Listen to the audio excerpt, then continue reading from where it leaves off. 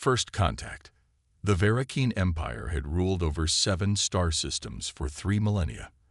Their crystalline ships, gleaming with bioluminescent hull plating, were the pride of the galaxy.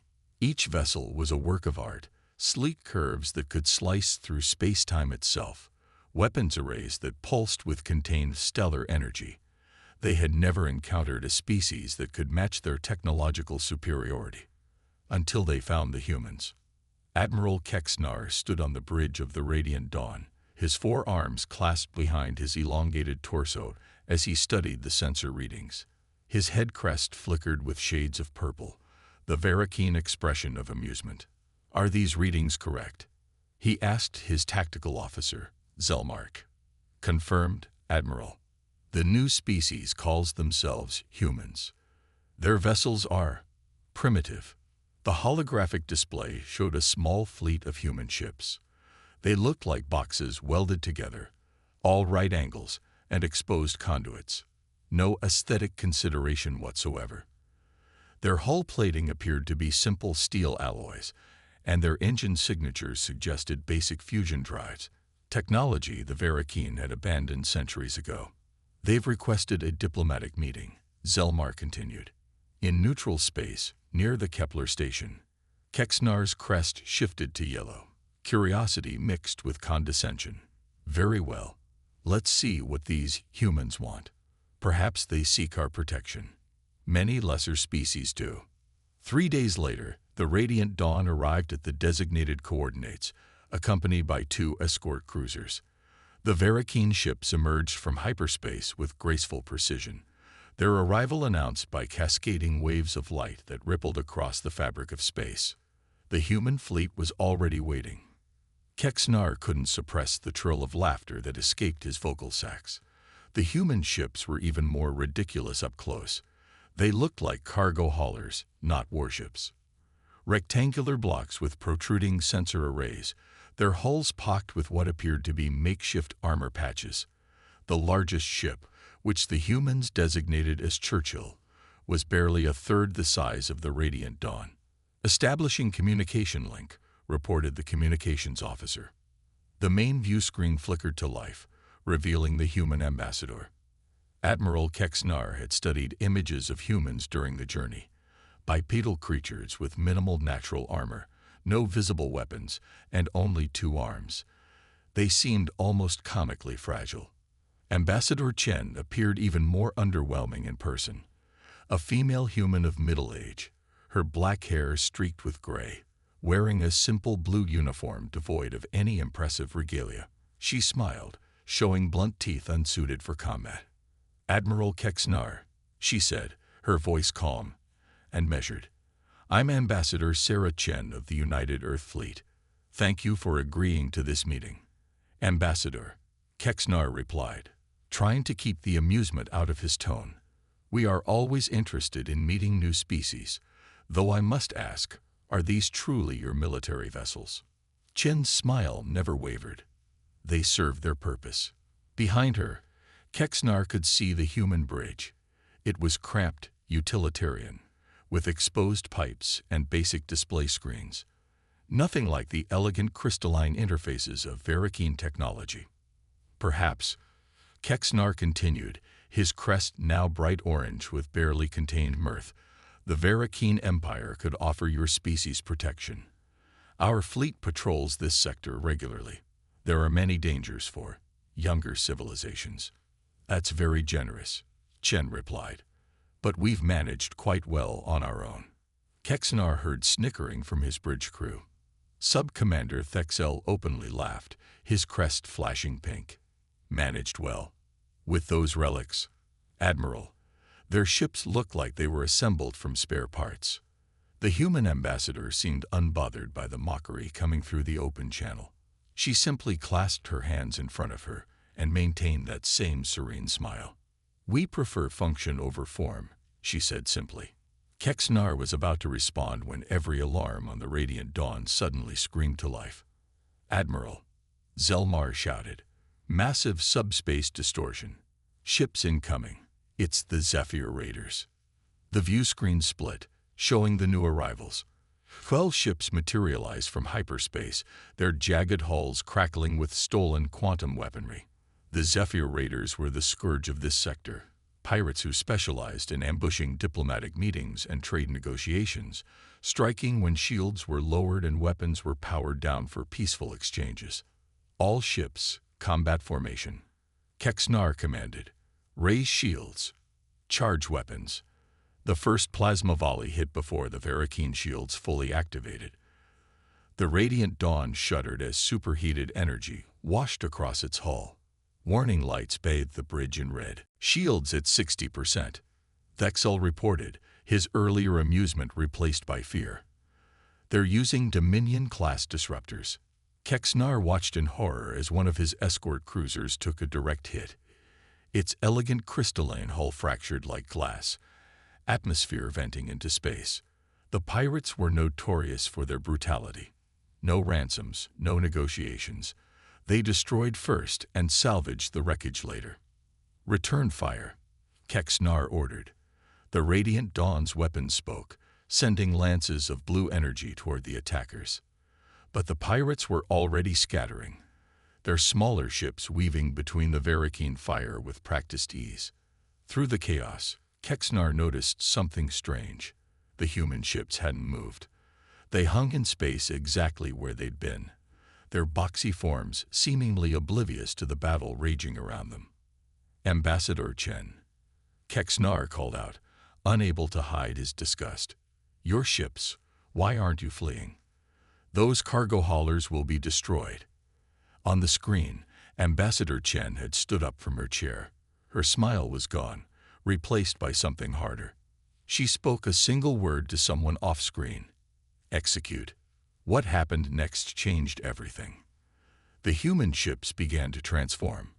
What Kexnar had dismissed as crude armor patches suddenly made sense. They were covering modular weapon ports.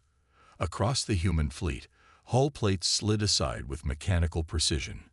Weapons arrays emerged from hidden compartments. The boxy, utilitarian vessels revealed themselves to be something else entirely. The Churchill's forward section split open like a flower blooming in fast forward. From within emerged a weapon barrel that had to be 30 meters long, crackling with contained energy that made Kexnar's crest go white with shock. Magnetic acceleration cannon online. Someone reported on the human bridge, their voice carrying across the still-open communication channel. The smaller human ships were transforming too. Their cargo pods detached and reconfigured, revealing fighter bays. Dozens of small craft poured out, sleek, angular interceptors that looked nothing like the boxy ships that had launched them. All units, Chen commanded, her voice now carrying unmistakable authority. Weapons free. Show them why you don't judge a book by its cover. The revelation. The space around Kepler Station erupted into controlled chaos. Where moments before the human ships had seemed like sitting ducks, they now moved with lethal precision. The Churchill's main gun spoke first, a thunderclap of electromagnetic force that sent a tungsten rod traveling at a significant fraction of light speed. The projectile hit the lead pirate vessel's center mass. There was no explosion, no dramatic fireball. The ship simply ceased. The kinetic energy transferred through its hull, turning the entire vessel into an expanding cloud of superheated particles. Impossible, Kexnar breathed. That level of kinetic force, the power requirements alone. But the humans were just getting started. The interceptors swarmed out from their carrier ships, each one no larger than a Varakine shuttle. They moved like a school of predatory fish, weaving through enemy fire with inhuman precision. Kexnar realized with a start that they had no pilots. These were AI-controlled drones, each one carrying enough firepower to cripple a ship 10 times its size. Admiral, Zelmar reported, his voice shaking. I'm detecting quantum entanglement signatures from the human fighters. They're coordinating at faster than light speeds. No communication lag. The pirate fleet, which moments ago had seemed so threatening, was being systematically dismantled. Human point defense systems, hidden behind those crude-looking hull plates, created overlapping fields of fire that turned space into a deadly maze. Any pirate fighter that entered the kill zone was instantly vaporized by streams of hypervelocity projectiles. Ambassador Chen's face appeared on a smaller screen, her expression calm despite the battle raging around them. "Admiral Kexnar, I suggest you pull your remaining ships back. We've got this handled." Pride warred with pragmatism in Kexnar's mind, but as he watched another pirate cruiser get carved in half by coordinated fire from 3 human destroyers, pragmatism won. "All Varakeen ships, defensive formation. Fall back to coordinates 7-7 Alpha." As the radiant dawn retreated to a safe distance, Kexnar couldn't take his eyes off the tactical display. The human ships fought like nothing he'd ever seen. They didn't rely on energy shields. Instead, their armor was layered in ways that dispersed kinetic impacts and ablated energy weapons. When one section was damaged, automated systems would rotate fresh armor plates into position. "They're modular," Thexel whispered, his crest pale blue with awe. "The entire ship design, it's all modular. They can reconfigure based on the threat." The battle, if it could be called that, lasted less than 10 minutes. The Zephyr Raiders, who had terrorized this sector for decades, were reduced to drifting debris. Not a single pirate ship escaped. The human fleet hadn't lost a single vessel, though several showed minor damage that was already being repaired by clouds of tiny maintenance drones. As the last pirate ship exploded, the human vessels began to reconfigure again. Weapons retracted. Armor plates slid back into their camouflaged positions. Within moments, they looked exactly as they had before, like obsolete cargo haulers held together with wire and determination. Ambassador Chen's image filled the main screen again. The hard edge was gone from her expression, replaced by that same mild smile. "I apologize for the deception, Admiral, but humanity learned long ago that it's better to be underestimated than to paint a target on your back." Kexnar found his voice at last. "Those ships, that technology, why hide it?" "Because," Chen replied, "we've been watching the galaxy for a long time before we reveal ourselves. We've seen what happens to species that show their full capabilities too early. They either become targets for conquest or get forced into becoming galactic peacekeepers. Humanity prefers a different approach." "And what approach is that?" Kexnar asked, though he suspected he already knew the answer. "We call it speak softly and carry a big stick," Chen said. "An old Earth saying. Our ships are designed to look non-threatening because we don't want to fight. But when we have to..." She gestured to the debris field that had once been a pirate fleet. Kexnar's crest shifted through a spectrum of colors as his mind raced. Everything he thought he knew about humanity had been wrong. Their ships weren't primitive. They were brilliantly designed to appear that way. Their technology wasn't inferior. It was deliberately hidden. "The modular design," he said slowly, "it's not just for combat, is it?" Chen's smile widened slightly. "No. Our ships can be anything. Cargo haulers, research vessels, colony ships, or warships. Sometimes all of those things in the same day. We build for adaptability, not appearances." Sub-Commander Thexel leaned forward. "The quantum entanglement communication between your fighters, that's beyond Egonar technology. Humanity has had to be creative." Chen admitted, "We don't have the resources of established empires. We can't build massive fleets of specialized ships. So we make each ship count. Every human vessel is equipped to handle any situation it might encounter."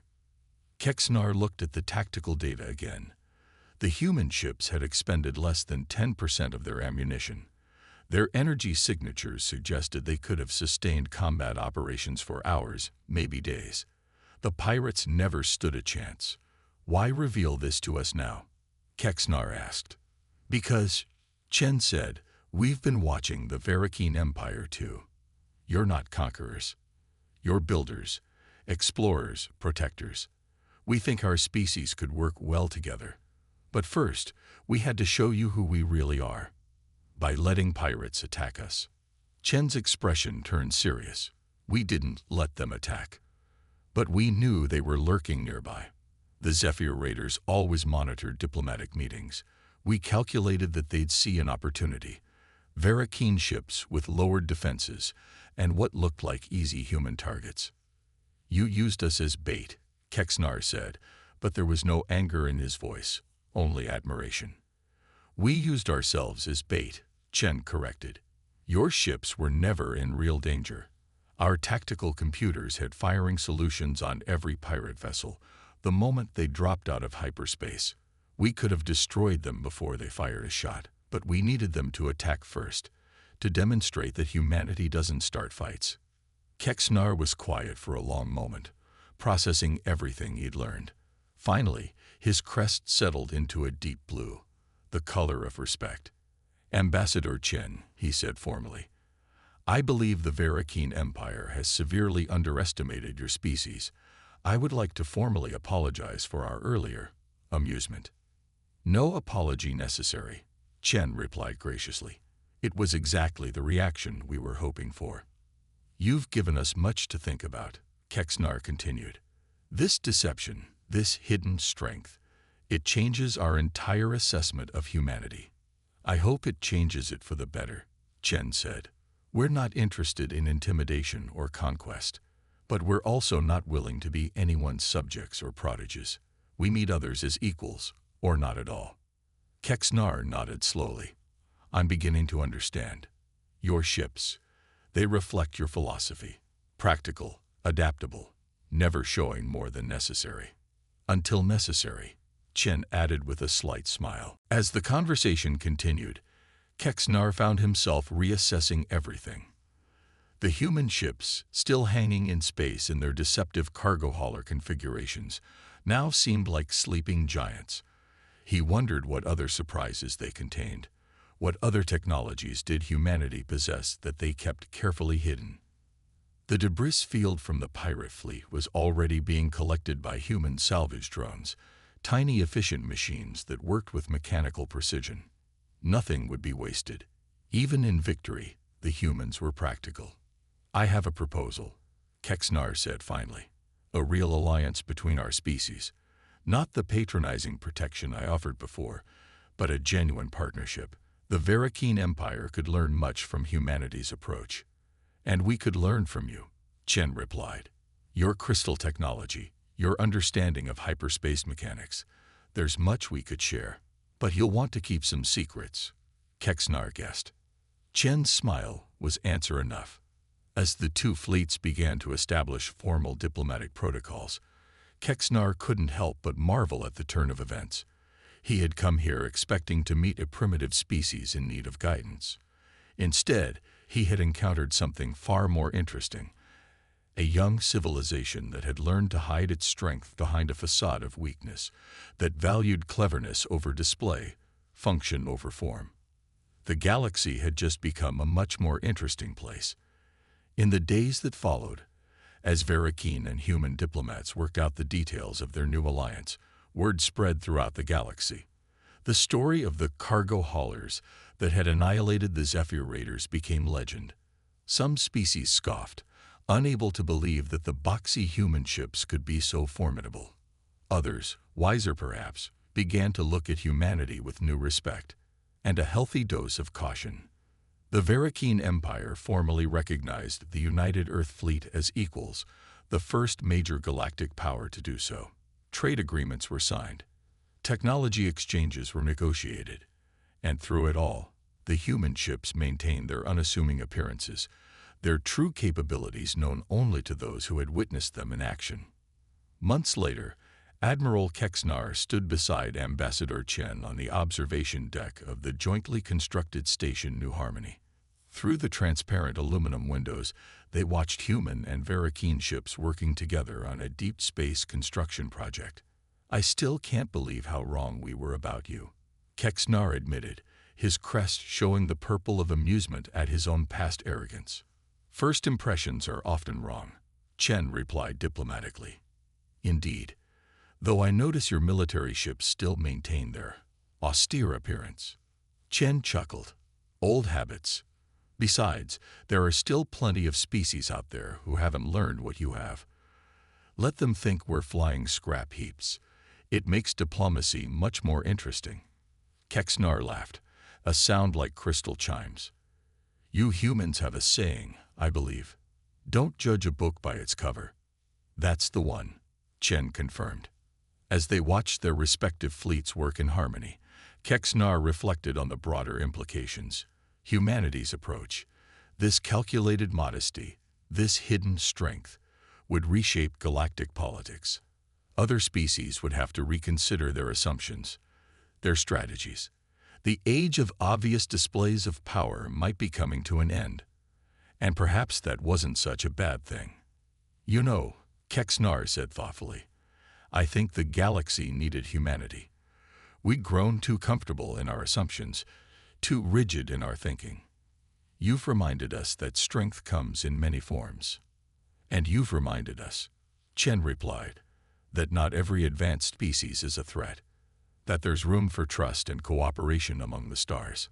They stood in comfortable silence, watching the stars. In the dock nearby, a human frigate floated next to a Varakine cruiser. The contrast was still striking, elegant crystalline curves beside angular metal boxes. But now Kexnar saw past the surface. He saw the brilliant engineering hidden beneath the human ship's plain exterior, the careful thought that had gone into every seemingly crude weld and armor plate. The galaxy would never look at humanity the same way again. And more importantly, humanity had shown that sometimes the greatest strength is in choosing when to reveal it. As the old Earth saying went, still waters run deep, and the waters of human space, Kexnar now understood, were deeper than anyone had imagined. The age of human subtlety had begun, and the galaxy would never be the same.